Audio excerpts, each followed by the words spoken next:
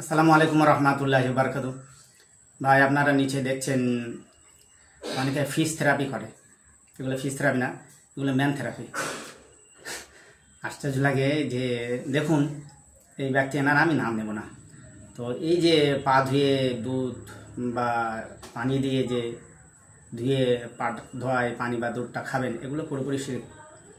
দেখুন, আর এরকম ইসলামে এরকম সংস্কৃতি, এরকম ধর্মের কোনো স্থান নেই।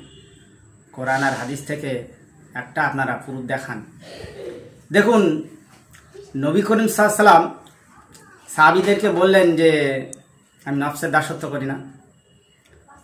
সাহাবীরা রসুল বললেন যে হুজুর আপনি বসেন, আমরা আপনার কাজখানা খুঁজিয়ে দিচ্ছি।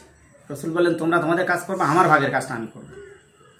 তো সেই নবীর আদর্শান্বিত আমরা বলি, আমরা সব আশিখানে রসুল সাজি, কিন্তু প্রকৃতপক্ষে এরকম যে দেখুন এইভাবে বসে রয়েছে, এগুলো মুসলিমদের আকীদা নয়, এগুলো পুরোপুরি শিরক।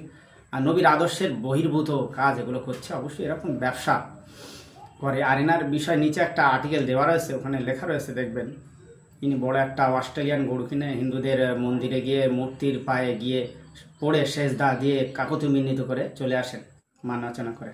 আর হিন্দুরা এনাকে দেবতা বলে মেনে নেয়, এসে এনাকে মানাচনা করতে থাকে, এনার আর কি খুব আর কি ইয়ে করতে থাকে। তো দেখুন, মূর্তির পায়ে পড়া বা কোনো মাজারে গিয়ে সেজদায় পড়া, এগুলো পুরোপুরি সে ব্যক্তি মুসলমান থাকে না।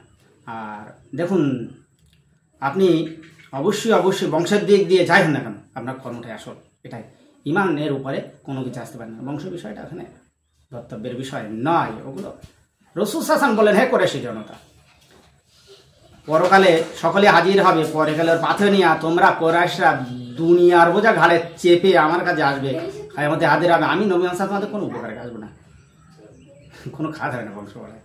অবশ্যই ভালো হয়ে যান, এসব ছেড়ে দিন।